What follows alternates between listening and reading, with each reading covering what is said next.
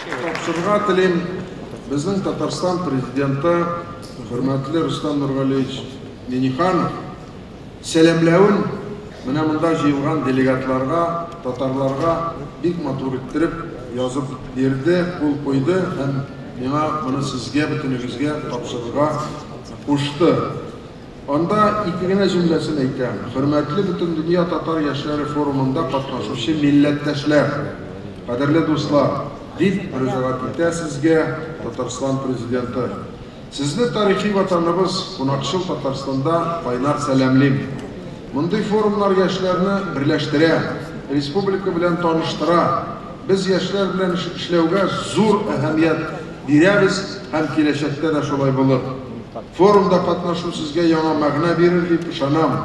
Монда яңа дуслар табып, алар белән ышанычлы элемтәләр урнаштырырсыз дип уйлыйм. Барыбызга да исәнлек, саулык, иминлек телим. Татарстан Президенты Рөстәм Миңнеханов.